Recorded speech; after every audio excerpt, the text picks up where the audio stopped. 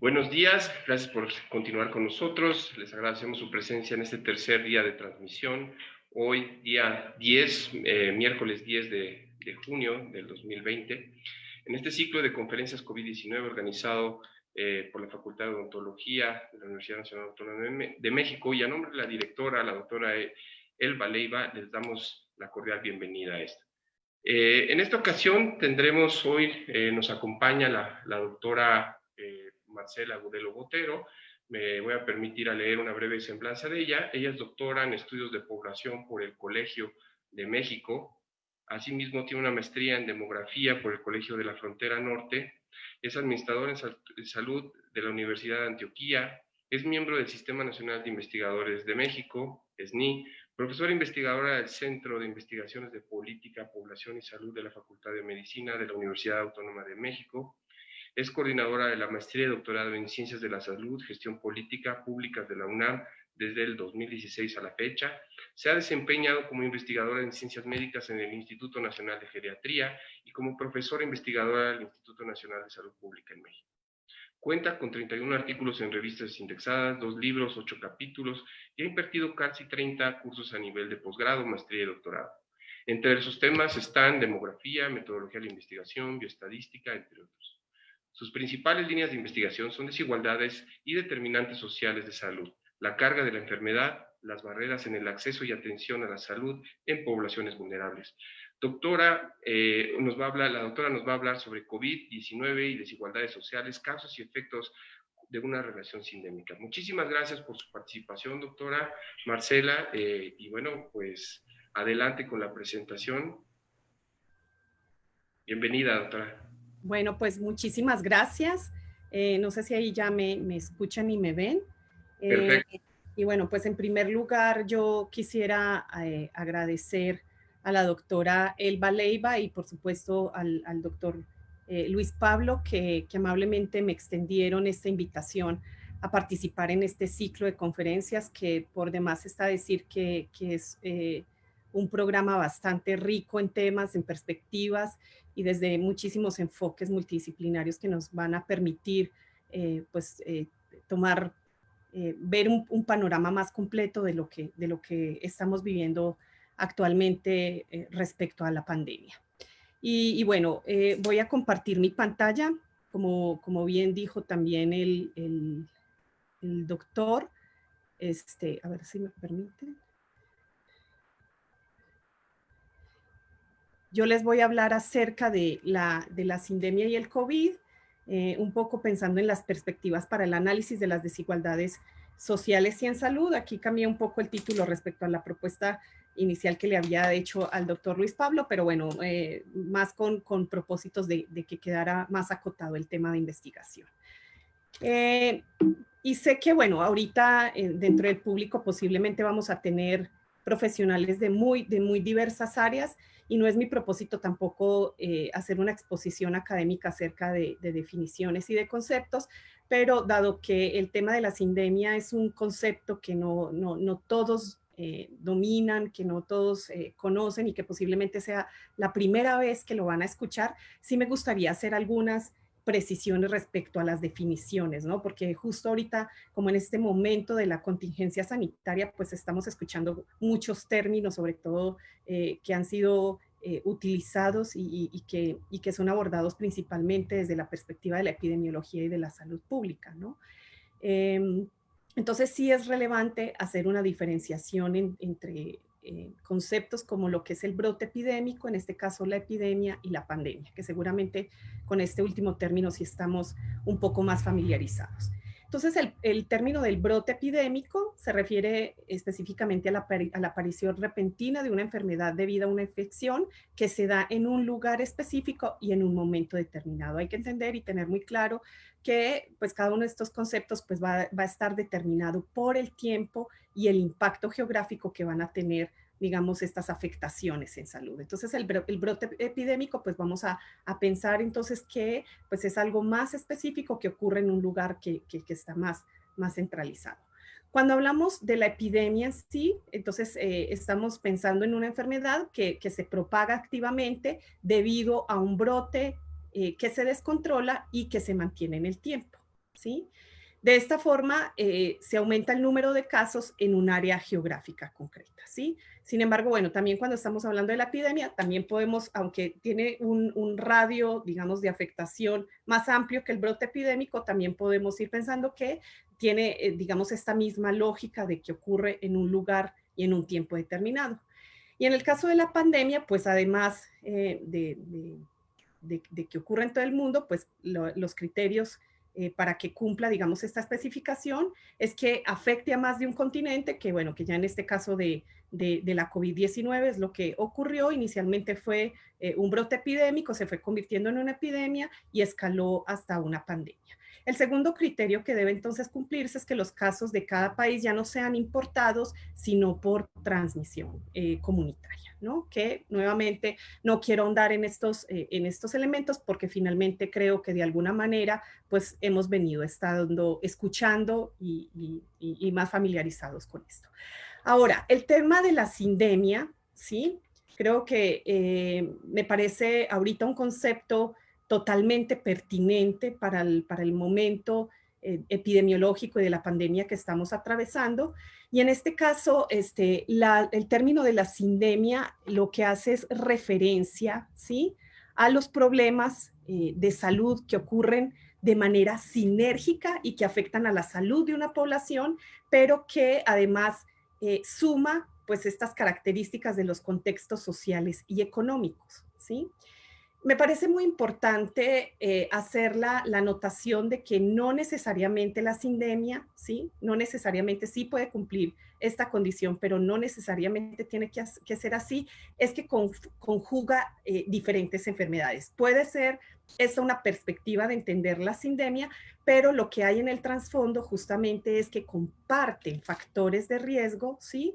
Y que comparten condiciones estructurales en una población determinada que van a exponer y que van a reforzar aún más pues el impacto que va a tener estas enfermedades, ¿no? Entonces es muy importante pues ya en este sentido pues cómo la sindemia ya integra en su marco conceptual este enfoque de las desigualdades y de entender los contextos sociales y económicos, que son muy importantes y que como más adelante vamos a ver justamente con los datos que estamos observando para México, para América Latina, particularmente, pues tiene mucho sentido poder entender pues este fenómeno de la pandemia desde esta perspectiva.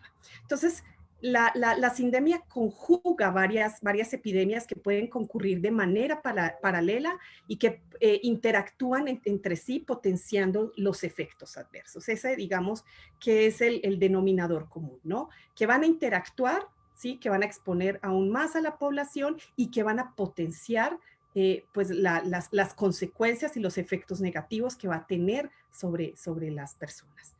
Entonces, sí puede constituir la agrupación de dos o más enfermedades, ¿no? Entendiéndola entonces como esta interacción entre las multimorbilidades dentro de una población que contribuye y resulta de las desigualdades sociales y económicas que persisten, ¿no? Y esto me parece realmente relevante.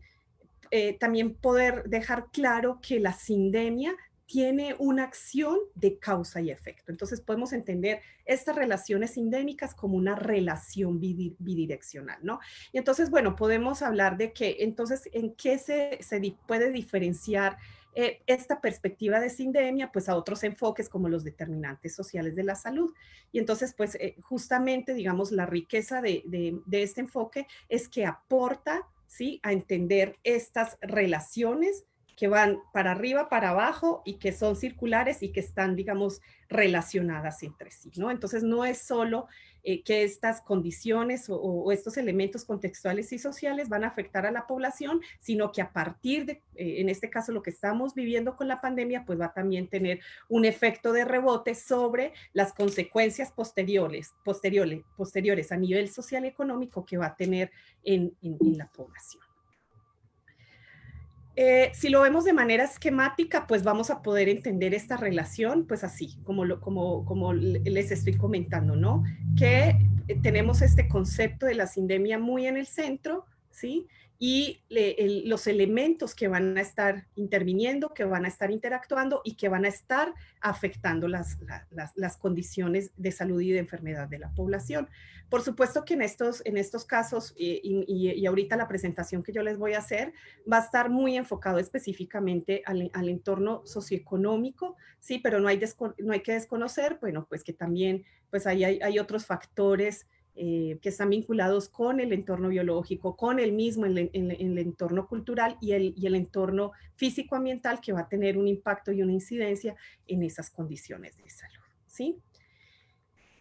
Ahora, ¿por qué es relevante y cuál es la utilidad entonces del enfoque sindémico, ¿no? Entonces, en primer lugar, pues su relevancia radica y estriba en que hay que reconocer cuáles son los problemas sociales y cómo estos se agrupan y afectan a la salud de los individuos, ¿no? Eh, hemos sabido y generalmente estamos acostumbrados a ver los problemas de salud de manera aislada, ¿sí? Pero cuando vemos en el conjunto qué es lo que pasa con, digamos, algunas interacciones de enfermedades y con estas condiciones desiguales, podemos observar entonces que se comparten factores comunes, ¿sí? Y que por lo tanto es relevante pensar en ese conjunto y no en las singularidades, ¿no?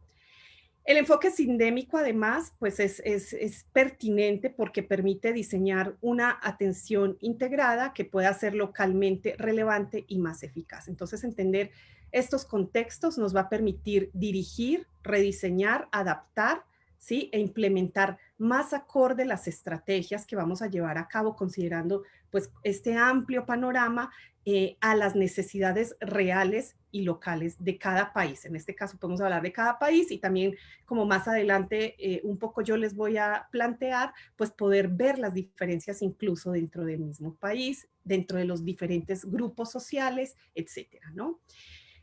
Como ya les mencionaba, entonces hay determinadas enfermedades que tienen estos factores de riesgos comunes que se dan especialmente entre las poblaciones marginadas y de bajos ingresos, ¿no? Entonces este enfoque sindémico que surgió a mediados de los años 90 por una antropóloga médica, básicamente entonces en lo que se ha enfocado o en lo que se ha ocupado principalmente es poder digamos, entender estas interacciones y estos fenómenos endémicos en poblaciones marginales. Como les comentaba, surge este enfoque desde la antropología médica y es Meryl Singer en Estados Unidos quien empieza a utilizar y a dar cuenta de las interacciones sindémicas, especialmente con población migrante, VIH, y que ocurría esto en contextos de alta violencia. Ahora, ¿por qué es pertinente y por qué introducir pues, este concepto de la sindemia ante esta situación de la COVID-19 en México? Entonces, bueno, creo que hay tres elementos que me parecen fundamentales considerar. Digo, ahorita podemos, y justo lo que se está haciendo ahorita con este ciclo de conferencias, es poder dar, digamos, este panorama muy general desde los enfoques que van desde lo más clínico, lo epidemiológico, la salud pública y lo social. Pero me parece que hay tres elementos que son cruciales para poder entender y aterrizar el tema de la COVID en este enfoque sindémico. Lo primero es que pues, la situación actual de la pandemia, por supuesto que lo que ha hecho es develar y poner de manifiesto con la mayor crudeza las desigualdades sociales en materia económica y de salud, ¿no? Podemos hablar de muchos aspectos, más adelante lo vamos a tratar, pero creo que esa, digamos que es el elemento central, ¿no? Si bien para el caso de México, de América Latina, estábamos viendo lo que estaba ocurriendo en los países donde surgieron los primeros casos y los brotes de la epidemia, pues nunca pudimos, digamos, medir la magnitud y el impacto que esto iba a tener en las sociedades, en estas sociedades tan desigualdades y tan inequitativas como en las que estamos. Lo otro que me parece que ha puesto de manifiesto la pandemia es que las políticas públicas, yo más adelante me voy a enfocar más hacia a las políticas en salud, pero podemos pensar en general que las políticas públicas sociales, económicas de salud, pues han sido insuficientes para responder de manera adecuada y oportuna a la contingencia. Y algo que me parece central y que ha sido, digamos, como la gran preocupación y el gran tema de discusión, es que los sistemas de salud se han visto rebasados en su capacidad de respuesta. Por supuesto que se han tomado medidas, aquí no vamos a hablar si estas medidas han sido o no adecuadas, pero pues eso es algo que de manera general se pudo observar en todos los países que hemos y que estamos pasando por este tema de la pandemia de la COVID. Ahora, ¿qué pasa además en términos del contexto social? ¿Qué pasa en México, no? Entonces, en México sabemos, hay suficiente evidencia para mostrar, pues que es un país con amplias heterogeneidades, ¿no? En términos demográficos, en términos geográficos y, por supuesto, en términos económicos, ¿no? Y esto ha repercutido de manera directa pues a profundizar las desigualdades, ¿no? En términos de carencias sociales, ahorita como está puesto en la lámina, pues carencias que van desde las desigualdades en educación, en términos de salud, seguridad social, alimentación, vivienda y saneamiento básico, ¿no? Y aquí pongo algunos datos que me parece que ilustran de manera, pues, lamentablemente muy cruda esta situación, pero que refleja justamente cuál es la situación en términos de pobreza, de vulnerabilidad de la población mexicana. Entonces, estos son datos del Consejo Nacional de Evaluación, son datos para 2018. Posiblemente estos datos no han cambiado significativamente para la fecha, pero teníamos entonces que para entonces alrededor de 42% de la población, que representaban 52 millones de mexicanos, se encontraban en situación de pobreza. Además, 9.3 millones ya, que además representan el 7.4% de la población, se encontraban en pobreza extrema, ¿sí? Y bueno, y podemos irnos así con diferentes indicadores. Uno que también me parece relevante mencionar son los ingresos que son inferiores a la línea de pobreza, ¿no? Que para esa fecha era de alrededor de 48.8%, que representaba alrededor de 61.1 millón de habitantes mexicanos. Y bueno, pues esto es una proporción tremendamente alta, ¿no? Son datos que nos están mostrando justamente cómo se está comportando esta heterogeneidad en estos indicadores que son fundamentales para poder hacer esta comparación, ¿no? Y bueno, y esto considerando que de acuerdo con el Consejo Nacional de Población, para 2020 la población mexicana ascendió a 127.9 millones de habitantes, ¿no? Entonces es una cifra bastante elevada considerando también el volumen de la población. Ahora, ¿qué ha pasado? ¿O por qué mucho se hablaba en un principio de que la COVID pues era una enfermedad que nos afectaba a todos por igual y que todos teníamos los mismos riesgos y que pues prácticamente nadie podía salvarse de un potencial contagio y de potenciales consecuencias negativas? Me parece relevante traer a colación los datos recientes que se han publicado donde ya se empieza a mostrar estos matices de desigualdad, ¿sí? Que finalmente van a contribuir y van a marcar y delimitar las inequidades en salud, que lo estamos viendo ahora, pero también que va a tener unas consecuencias en el futuro inmediato, a mediano plazo tal vez. Esta es una publicación que salió a mediados de mayo, en donde se hizo una estimación del número de pruebas, ¿sí? Considerando los municipios por su grado de marginación, su índice de marginación estatal, de acuerdo con pues, esta clasificación que hace el Consejo Nacional de Población. ¿Qué se encontró? En este caso está citado el autor, que es el doctor Rafael Lozano, en donde entonces él muestra que 3 de cada 4 municipios de muy baja marginación, ¿sí? Tenía casos confirmados de COVID-19. Y esto en contraste con los estados de muy alta marginación, donde solo 1 de cada 5 municipios habían reportado a la fecha casos confirmados. Entonces, la gran pregunta que surge y que se ha planteado es si realmente, ¿sí? Esta pandemia tiene una concentración urbana, ¿sí?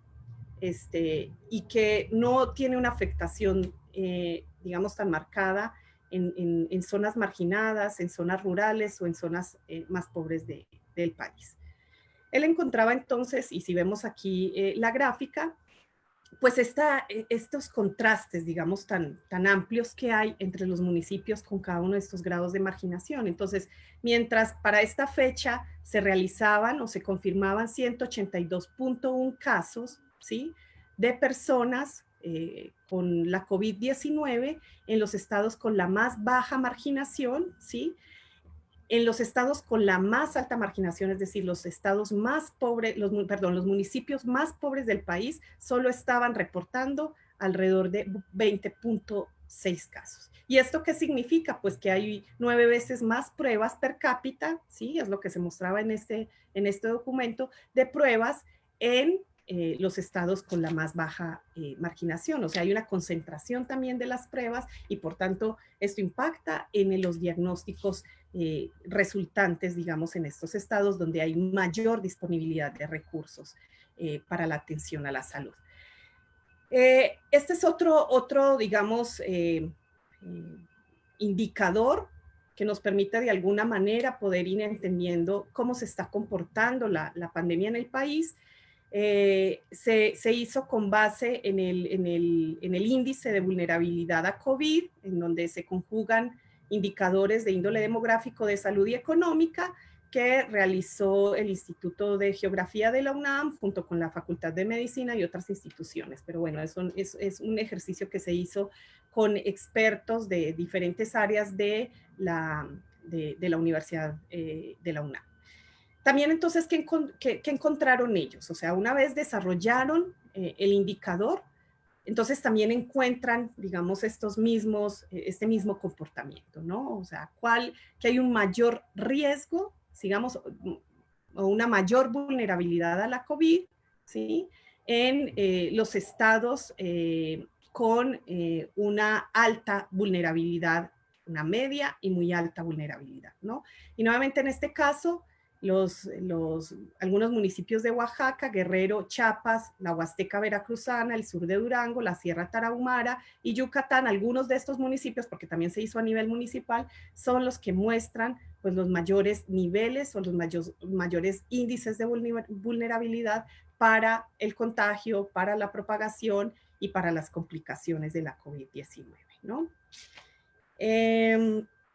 Y bueno, ellos encontraban, también es un informe que se hizo con un corte a la tercera semana de abril, ya no encontré datos más actualizados, pero entonces nuevamente nos están mostrando que lo que sucede en estos casos donde pareciera que la pandemia no está afectando, realmente lo que estamos teniendo es que no se están reportando, no se están diagnosticando, no se están captando, o posiblemente esta población no está llegando, digamos, a los lugares donde podrían obtener estas confirmaciones, ¿no? O poder tener acceso a estos servicios de salud.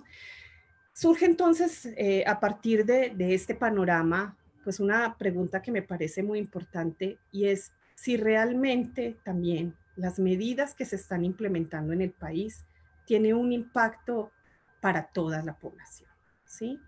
En este caso, pues estamos viendo que hay 3 pilares que son clave, digamos, para poder hacer una contención, un control y poder llegar a la población respecto a la epidemia. Me parece que 3 son los elementos que son muy importantes. Lo primero es la difusión de la información, ¿sí? Sabemos, bueno, que ahorita, y en el caso de México, a diferencia de muchos otros países, no hablo solo de América Latina, pues tenemos la oportunidad de estar, digamos, en constante, digamos, actualización de los datos que se van generando en relación con los casos confirmados y la evolución de los pacientes con la COVID-19, ¿sí? Pero ¿qué pasa? Cuando revisamos las estadísticas, ¿sí? que nos muestra el INEGI, que son datos además de 2018, se tiene que alrededor de 47.7% de la población de zonas rurales solo cuentan con Internet, es decir, más del 50% de la población en zonas rurales no cuentan con Internet, ¿sí? Estamos hablando de zonas rurales, de zonas alejadas, de centros urbanos, de zonas con población indígena, o sea, estamos hablando realmente de población que está en condiciones de marginación y que están en condiciones digamos, en términos de saneamiento básico y de infraestructura que son bastante precarios. Además, también el INEGI para el 2018 reportó que, que alrededor de 500.000 viviendas, ¿sí? no contaban con electricidad. ¿sí? Sabemos que una de las maneras ahorita de poder tomar las medidas, de saber cuáles son las acciones que como población tenemos que hacer, requerimos de este intercambio y tenemos esta necesidad de poder llegar a las personas. Entonces sabemos nuevamente que aquí pues no están las poblaciones más vulnerables y que deberían también tener la información, no estamos en una condición de igualdad, están recibiendo la información. Otro tema que me parece relevante, pues, y que ahorita todos estamos viviendo, es el tema del distanciamiento físico, de este distanciamiento social, ¿sí? Pero, ¿qué pasa en México? ¿Sí? Cuando tenemos alrededor de 12 millones de personas que viven en condiciones de total hacinamiento. ¿Y esto qué significa? Que estas personas, ¿sí? Cada una al menos comparte viviendas, ¿sí? Estamos hablando de viviendas en un espacio muy reducido, comparte el espacio con 2 personas más, ¿sí? Pero vemos además que nuevamente los estados con los mayores índices de marginación principalmente son los que tienen el mayor porcentaje o concentra el mayor porcentaje de población en estas condiciones de hacinamiento, que son entonces Guerrero, Chiapas, Quintana Roo, Oaxaca y Campeche, donde de acuerdo con el INEGI también entre 16.5 y 27.6% de la población vive en estas condiciones de hacinamiento. Y en cuanto a las medidas sanitarias, pues bueno, ya todos sabemos el tema del lavado de las manos, de todas las precauciones en términos de sanitización, de limpieza de superficies, de espacios. Pero ¿qué tenemos para México? Que de acuerdo con el Consejo Nacional, el Consejo para la Evaluación, alrededor de 24.7 millones de personas no tienen acceso a servicios básicos en las viviendas. Y a esto nos estamos refiriendo a agua potable, a drenaje, a luz, ¿sí? A justamente estos servicios que van a permitir que las personas puedan llevar a cabo y puedan tener estas medidas sanitarias acorde con las recomendaciones que las autoridades sanitarias están emitiendo. Y esto además, ¿qué es lo que pasa? Esto está ocurriendo en un contexto donde hay una alta proporción de informalidad, ¿sí? También el INEGI ha reportado que el porcentaje de población en la economía informal es del 56.2%. Esto implica que las personas viven al día, requieren de los ingresos diarios para poder sobrevivir. Además, ¿qué pasa? 37% de las personas trabajadoras no puede costear la canasta alimentaria con sus ingresos laborales, ¿sí? Entonces estamos hablando de que la gran mayoría, o sin un porcentaje muy elevado de la población, no tiene las condiciones mínimas, no están dadas estas condiciones para que pueda, digamos, acatar y llevar puntualmente, digamos, estas recomendaciones y tener la información disponible para la toma de decisiones. ¿De acuerdo? Aquí nada más quisiera señalar, porque más adelante lo voy a mencionar, no voy a profundizar mucho en esto, decir también, bueno, que los problemas en los que está ocurriendo la pandemia son infinitos, pero me parece que además hay 2 temas que hay que rescatar, hay que resaltar y que me parecen absolutamente relevantes, que tiene que ver el primero con la violencia, ¿sí? Estamos hablando de la violencia intrafamiliar y también la violencia general. Sabemos que los feminicidios se han disparado notoriamente durante el confinamiento y a partir de datos de algunas organizaciones no gubernamentales, entre marzo y mayo de este año se reportaron alrededor de 210 feminicidios que implicaron alrededor de 21% más casos de feminicidios respecto al mismo periodo del año pasado, ¿sí? Y esto sin contar además, pues con todos los la situación de violencia, bueno, que ya el país venía trayendo y que, bueno, se va a reforzar y profundizar y que se ha visto que también los indicadores, si bien no han tenido, digamos, un repunte muy acentuado, pues sí los indicadores se mantienen. Esto para el caso de los feminicidios y de los homicidios, el caso también de la violencia intrafamiliar, especialmente hacia las mujeres, hacia los niños, hacia los adultos mayores y personas con discapacidad. Entonces, tenemos una gran complejidad de condiciones que están afectando la manera en que estamos viviendo y cómo estamos pasando la pandemia. Y además esto que en términos de salud, ¿cómo se puede observar? Bueno, pues ya México, pues entre 1990 y 2017 ya mostraba un cambio en el perfil de salud, pero en donde siguen coexistiendo, hay un predominio, sabemos, de las enfermedades no transmisibles, pero bueno, siguen predominando o sigue habiendo en este perfil de salud enfermedades de índole transmisibles, ¿sí? En este caso, para 2017, entre las principales causas de mortalidad, considerando la tasa de mortalidad, estaban las infecciones respiratorias bajas y los desórdenes del periodo neonatal como causas transmisibles. Pero además, pues como ya también lo sabemos, la violencia interpersonal ha ido ganando terreno en los últimos años, siendo México ahora uno de los países de América Latina con una de las tasas de mortalidad por homicidios más elevadas de la región. Entonces, esto también nos agarra en medio de una transición epidemiológica, que esto es para México, pero que si ya la empezamos a desagregar por los estados y ya empezamos a verlo, cuál es el comportamiento y el perfil a nivel de zonas rurales y urbanas se va a cambiar, y también por diferentes grupos de población. Incluso si hacemos esta desagregación entre hombres y mujeres, pues vamos a ver justamente que la violencia va a ocupar un lugar más importante y que van a haber algunas causas que van a implicar, digamos, una perspectiva y un abordaje para cada una de estas poblaciones, para hombres, para mujeres. Lo mismo sucede si también entonces consideramos estas diferencias por grupos de edad, ¿no? Que van a ser bastante diversas.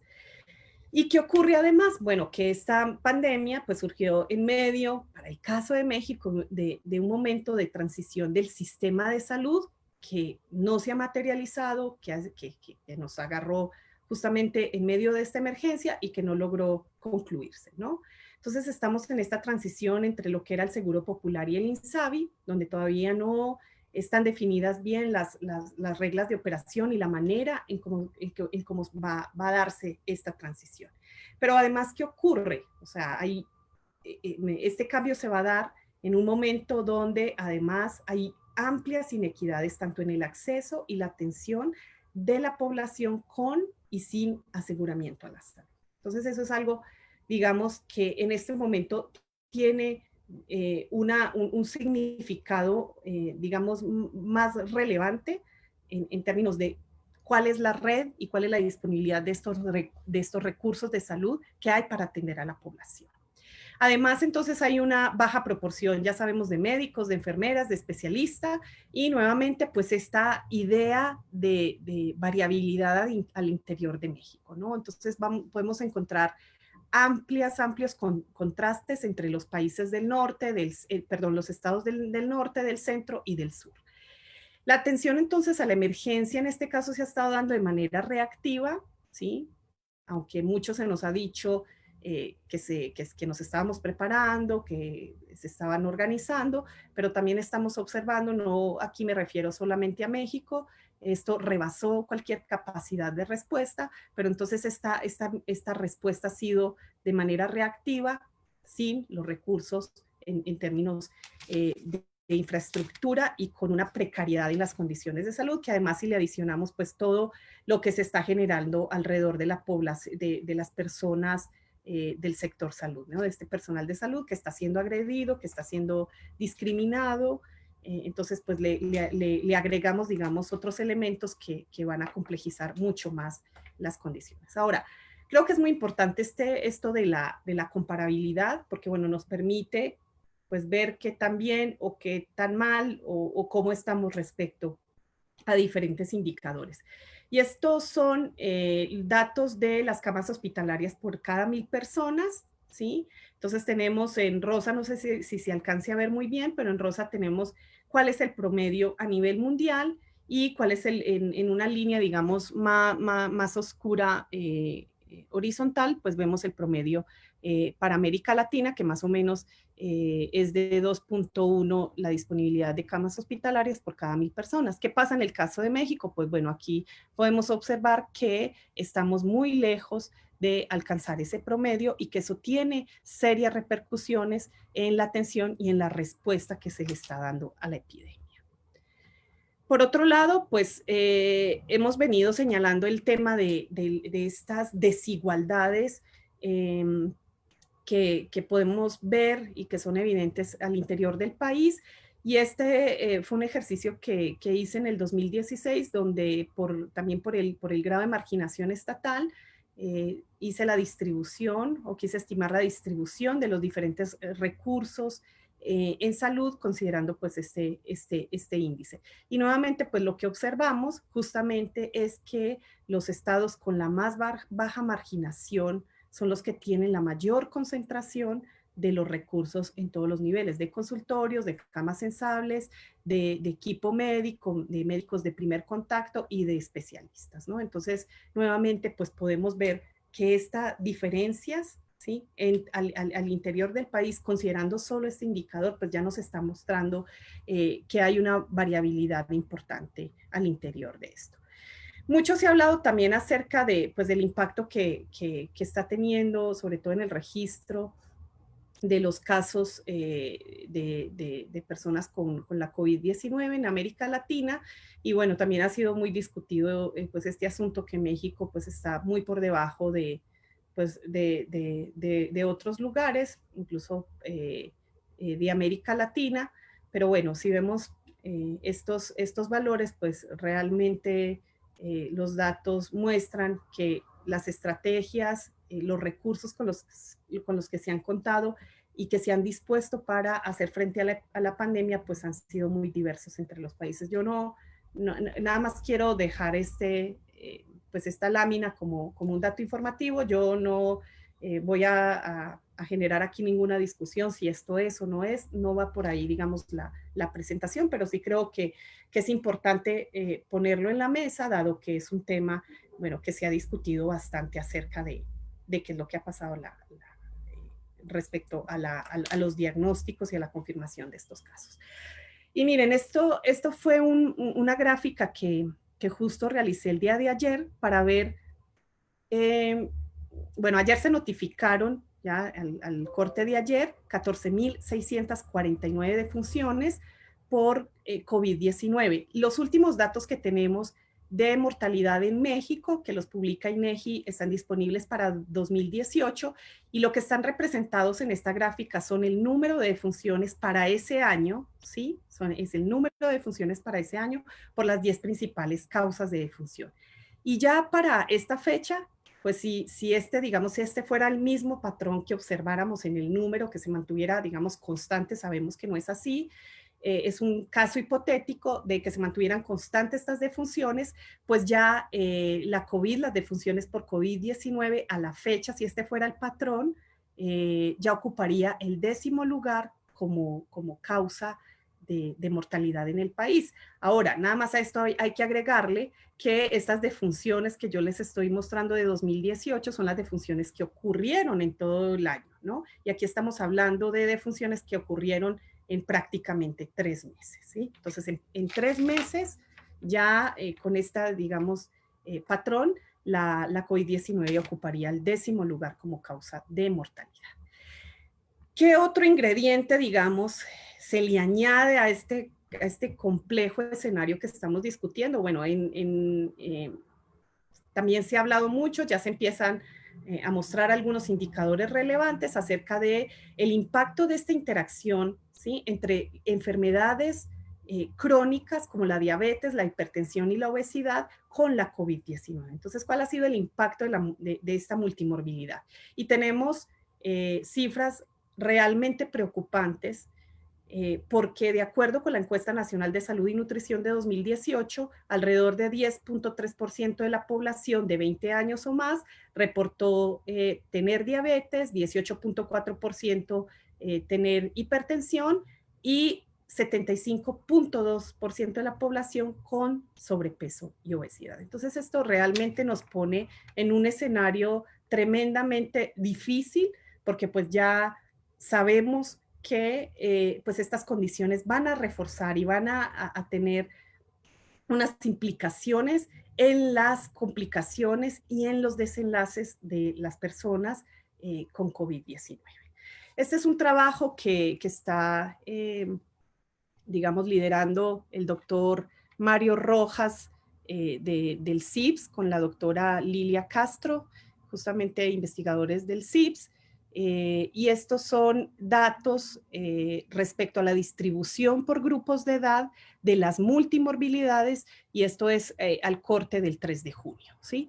Entonces me parece relevante porque mucho también se ha hablado acerca de este tema de que la enfermedad es una enfermedad que afecta principalmente a adultos mayores, que tiene mayores consecuencias sobre ellos, pero México está teniendo un patrón y un comportamiento que no necesariamente está encajando, digamos, con esas tendencias que se han visto o que se vieron, por ejemplo, en el caso de Europa o en el caso de China, ¿no?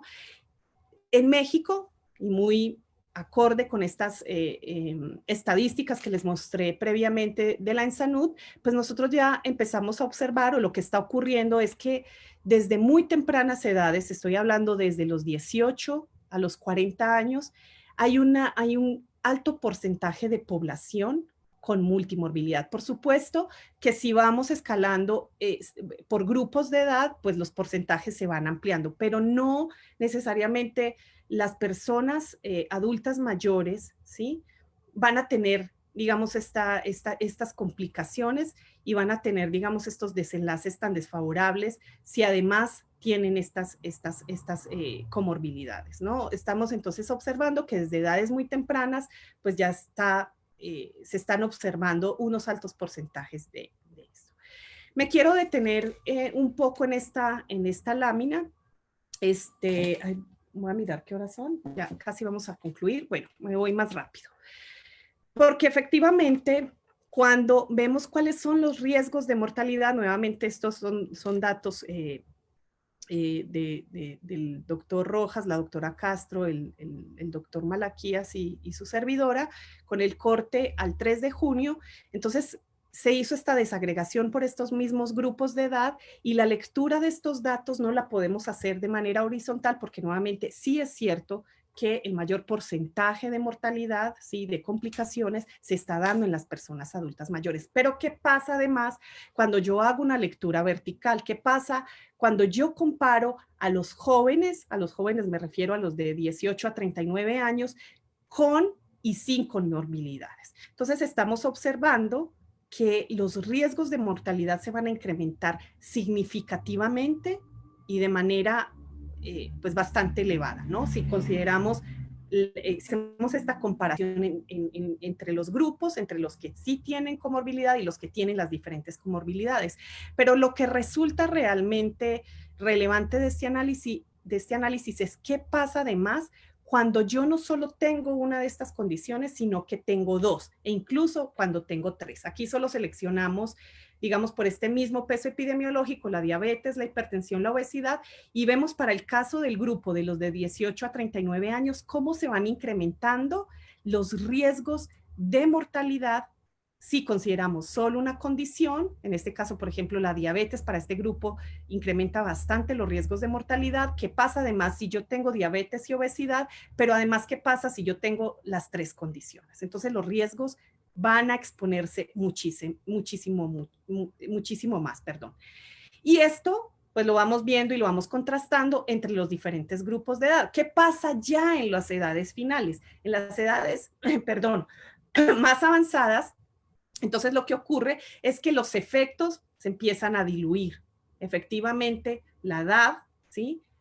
La COVID-19 en estos grupos de edad avanzadas, pero además en estas poblaciones que tienen estas condiciones, digamos, va a disminuir los riesgos. Entonces, lo realmente preocupante es cómo, digamos, la COVID en la interacción con estas condiciones en los grupos de edad más jóvenes, pues está teniendo repercusiones bastante importantes. Entonces, a manera de resumen, pues yo nada más quiero dejar como digamos, esta lámina para ilustrar justamente qué es lo que está pasando en las diferentes dimensiones, en el aspecto económico, en el aspecto social, en el aspecto de salud, en estas relaciones endémicas, ¿sí? Que ahorita la estamos viendo justamente cuáles son los efectos que está teniendo en combinación con la enfermedad, pero creo que una de las cosas que vamos a tener que reflexionar y revisar con mayor profundidad es cómo la pandemia va a afectar, ¿sí? En cascada, y ya hay algunos indicadores poco alentadores de cómo esto va a ir afectando. Entonces, nuevamente vamos a poder entender esta bidireccionalidad de las relaciones sindémicas. Entonces, en el ámbito económico, pues el tema de la recesión económica, la precarización de las condiciones laborales de desempleo y subempleo, el aumento de la pobreza, que para el caso de México la CEPAL estima que a final de 2020 hayan alrededor de 9 millones de pobres más. Entonces ya vimos las muy desalentadoras estadísticas que teníamos para 2018 y además a esto le vamos a añadir pues un contingente bastante amplio de población en condiciones de pobreza que va a incrementar aún más pues sus condiciones de vulnerabilidad, ¿no? Se dice además en este informe de la CEPAL que se publicó en mayo que a México le va a costar alrededor de 10 años posiblemente regresar a los niveles que teníamos previa a la pandemia en términos de desarrollo económico.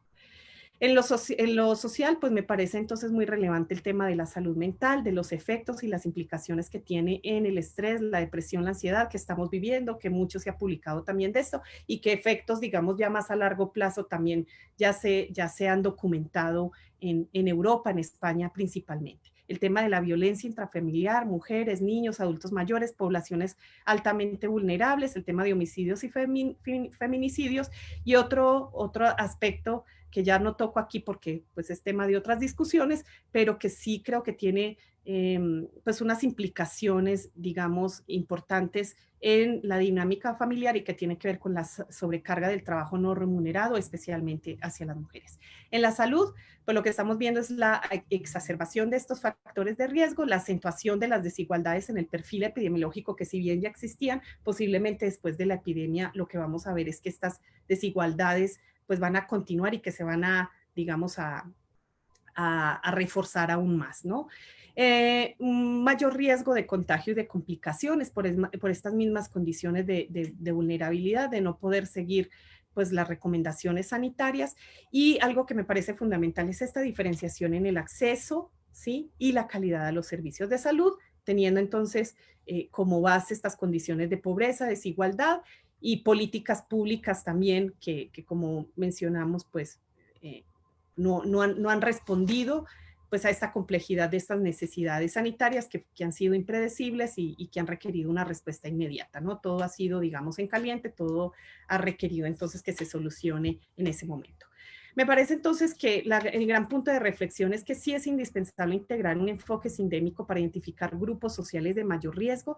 ¿Y esto para qué? Pues para la asignación de los recursos, así como para estimar con mayor precisión los efectos de la pandemia. Es necesario hacer esta diferenciación. No podemos seguir considerando y metiendo en el mismo paquete a toda la población, porque cada vez que empezamos a soltar los hilos y a ver más a detalle, entonces empezamos a encontrar que esas brechas son mucho más amplias. Entonces, las sindemias comparten estos factores comunes de base, pero algo que me parece importante y el mensaje que quiero dejar es que también también comparten las soluciones, ¿sí? Entonces, si consideramos estas condiciones estructurales y de raíz las abordamos, posiblemente entonces ya no vamos a estar teniendo esta visión fragmentada, pensada en cada una de las condiciones de salud, sino en algo más integral. Y esto permitiría entonces que las políticas públicas confluyan en los objetivos, los recursos y los esfuerzos, ¿no? Ahora creo que se ha documentado mucho, se ha dicho de cuáles son las consecuencias, pero creo que esto no lo vamos a conocer, digamos, digamos, expresión real hasta que pues ya logremos aplanar, disminuir y tener un control mayor sobre la epidemia, ¿no? Sin embargo, pues creo que no se puede contener, y es un artículo que se publicó en 2020, a principios de 2020, donde junto con otra investigadora planteábamos esta idea de que no se puede contener el contagio y sus consecuencias sin estructuras mínimas de bienestar y sistemas de protección social que permitan que la población más vulnerable pueda hacer frente a la situación. Entonces, a modo de conclusiones, quiero dejar pues como planteado que es importante entender las inequidades sociales y de salud, y para esto se requieren repensar los problemas desde otras miradas. Y pues me parece que el enfoque de la sindemia podría proporcionar elementos clave para entender desde una mirada más holística este fenómeno.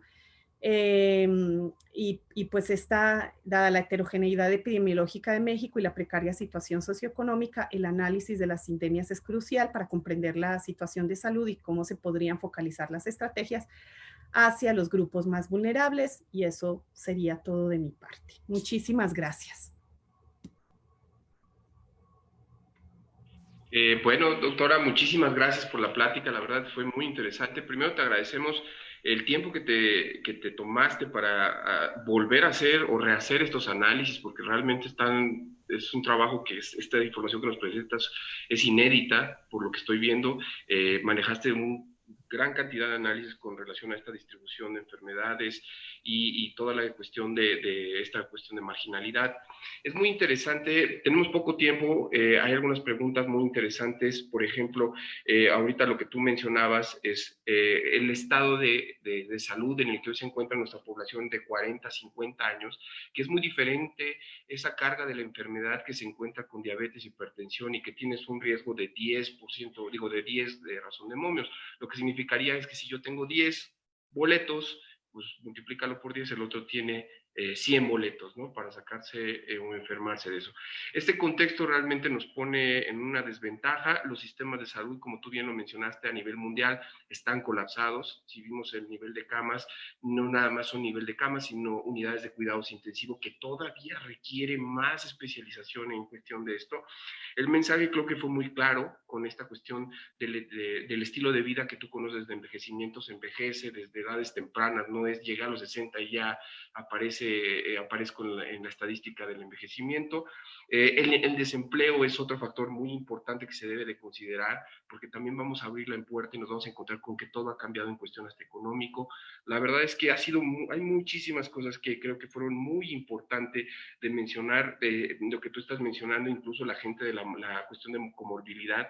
Incluso el doctor Lozano hace poco sacó un análisis ahí sobre la carga de exceso de mortalidad y bueno, es importante ver este exceso de mortalidad porque nos hace ver que sumando neumonías, sumando influenza, sumando COVID, en teoría con las diapositivas que tú nos muestras hay aproximadamente más de 65,000 muertes. No necesariamente es por COVID, pero también el COVID afecta la atención de otras enfermedades que se están dejando de lado, ¿cierto? Entonces, doctora, de verdad es sumamente importante esto, un mensaje, el punto clave de tu plática, si quieres reforzarlos otra vez, yo sé que ya lo mencionaste, pero si nos puedes compartir otra vez ese Y mensaje. bueno, pues perdón porque se va el tiempo muy rápido y muchos son los temas también que se quedan por fuera, pero me parece que este es un momento de oportunidad que si bien es bastante crítico, lo tenemos que direccionar hacia cómo podemos modificar y repensar las políticas públicas en salud. Y como lo mencionaba a modo de conclusión, ya es esta mirada más integral y más holística y no seguir pensando en las condiciones singulares, sino en estas interacciones entre las condiciones de vida sociales, económicas y el mismo perfil de salud. Me parece que ese sería como el tema importante donde el enfoque sistémico tiene muchísima cabida. Pues muchísimas gracias, doctora. Te agradezco a nombre de la Facultad de Odontología y la directora Elba Rosa Leiva Huerta. Tuvo que acudir a una llamada por una cuestión, una plática con la rectoría, pero te mando muchos saludos, te agradece tu participación como siempre. Y bueno, me permito leer la constancia a nombre de la Facultad de Odontología. Por favor, si me pueden compartir la constancia.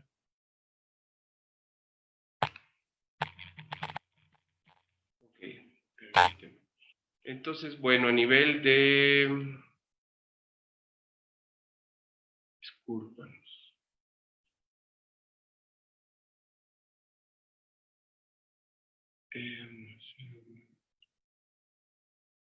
La Universidad Nacional Autónoma de México, Facultad de Odontología, otorga la presente constancia a la doctora Marcela Agudelo Botero por su participación académica con el tema Sindemia COVID-19 en el ciclo de conferencias COVID-19. Atentamente por mi raza hablará el Espíritu, Ciudad Universitaria, 10 de junio del 2020. Firma al calce la doctora Elba Rosa Leiva Huerta, directora de la Facultad de Odontología. Muchísimas gracias, doctora, por tu participación. Ha sido muy interesante, de verdad. Y bueno, a los demás, las personas que nos están viendo ahorita por el Face, vamos a hacer el cierre de la transmisión y vamos a reiniciar una nueva transmisión donde nos va a acompañar el doctor Lascano para hablar sobre la evolución de este virus SARS-CoV-2. Muchísimas gracias, doctora. Con permiso. Nos vemos. Gracias.